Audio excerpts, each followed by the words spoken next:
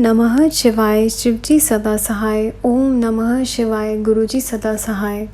21वां अध्याय भीमेश्वर उत्पत्ति। भीमासुर वध करन को शंकर प्रकटे आप गोपेश्वर निज नाम रख काटे भव के पाप।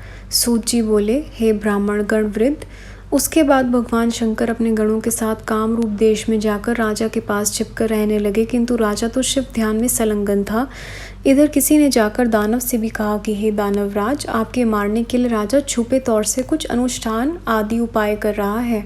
तब तो भीम क्रोध में आकर राजा के पहुंचा और बोला, हे दुष्ट राजा, तू किस प्रकार के ध्यान में संलग्न है और इस किस अभिप्राय से कर रहा है?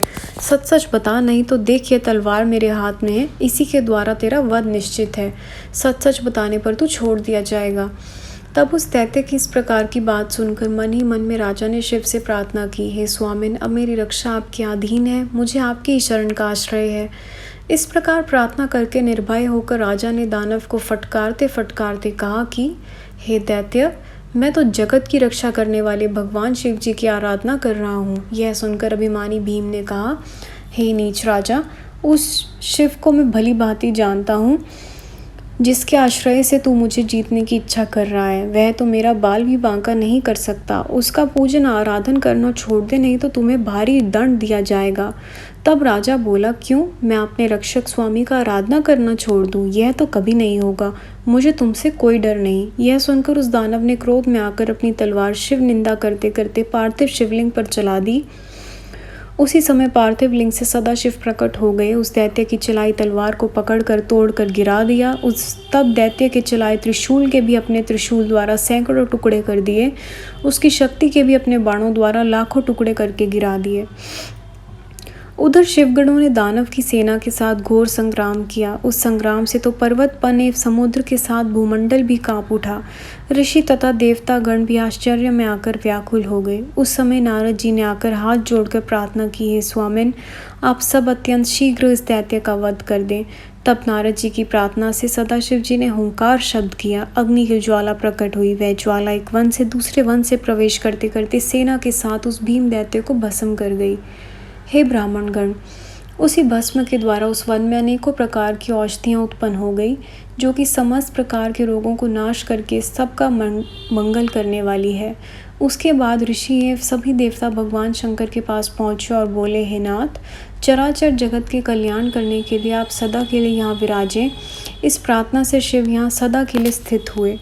तभी से उनका संसार में भीम शंकर नाम जगत के कल्याण करने वाला दुख विनाशक है। 22वां अध्याय काशीपुरी में शिवागमन। प्रकृति पुरुष ने तप किया नगरी माही, कलमश नाशक जगत को मोक्ष दे क्षण माही। सूत जी बोले, सत्य सनातन विकार रहित सदाशिव ने स्त्री पुरुष के भेद से स्वरूप धारण करके प्रकृति तथा पुरुष को पैदा किया। उसने विचार किया कि हमारे माता पिता कौन होंगे जो कि दिखाई नहीं देते। तब तो वे बहुत व्याकुल हुए। इतने में आकाशवाणी हुई कि तप करने से जगत उत्पन्न होता है, इसी कारण तुम भी तप करो। तब दोनों बोल उठे, हे स्वामिन, तब तो हम तप करें, पर कहाँ बैठकर करें? हम तो कहीं स्थान भी नहीं दिखाई देता। सूत जी बोले, प्रकृति पुरुष अभी इस प्रकार कह ही रहे थे, तब भगवान शंकर ने सभी सामग्रियों से भरपूर अत्यंत प्रकाशमान परम सुंदर एक नगर रचकर उन दोनों के सामने उपस्थित कर दिया।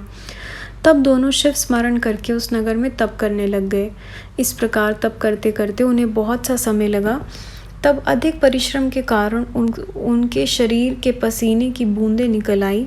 तब उन्होंने विस्मित होकर सिर हिलाया तो उनके कान से एक मणि टपक पड़ी।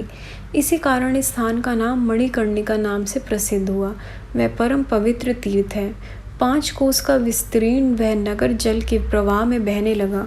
उस समय भगवान सदाशिव ने अपने त्रिशूल की नोक पर उसे दृढ़ कर लिया। भगवान उसके बाद तब से अधिक परिश्रम के कारण भगवान विष्णु तथा उनकी पत्नी प्रकृति उसी नगर में सो गए। तब भगवान शंकर की प्रेरणा हुई तो भगवान विष्णु जी की नाभि कमल से ब्रह्मा जी प्रकट हो गए। ब्रह्मा जी ने सृष्टि की रचना शुरू कर दी। 50 करोड़ योजन लंबा तथा इतना ही चौड़ा ब्रह्मा जी ने ब्रह्मांड रच डाला, जिसमें अद्भुत से 14 लोक निर्मित थे। तब भगवान शंकर ने विचार किया कि संपूर्ण जीव तो कर्मों के बंधनों में जकड़े रहेंगे, तो वह मुझे किस प्रकार पा सकेंगे। ऐसा सोचकर उन्होंने अपने त्रिशूल से 5 कोस नगरी उतार कर ब्रह्मांड से अलग रखी, फिर उसी में अपनी अविमुक्ति ज्योतिर्लिंग की स्थापना कर दी। तब मुक्ति की अभिलाषा वालों को उस काशी का सेवन करना चाहिए। इस प्रकार की आज्ञा शंकर जी ने की। हे ब्राह्मणों, यह काशी जी तो ब्रह्मा जी के दिन व्यतीत करने पर भी प्रलय काल में नष्ट नहीं होगी। करोड़ों प्रकार की हत्यादिकों के पाप महापाप इसी के सेवन से नाश हो जाते हैं। मोक्ष देने में तो यह पूरी प्रसिद्ध सर्वश्रेष्ठ है। इसकी महिमा सहस्रों वर्ष तक तो कहीं नहीं जा सकती। सूत जी बोले, यह तो मैं संक्षेप में अपनी बुद्धि के अनुसार कुछ कहता हूँ। जो परमात्मा समस्त प्राणियों के मध्य में तो सत्व रूप से हैं और बाहर तामस रूप से हैं, वही कैलाश के स्वामी हैं। तब सत्वादि गुण युक्त होते हुए भी गुणातीत कालिग्न रूप रुद्र जी ने स्तुति करते हुए कहा, हे स्वामिन विश्वनाथ, मैं आपके अंश से उत्पन्न हूँ। आप मुझ पर कृपा करें। जगत का कल्याण करना आपके अधीन है।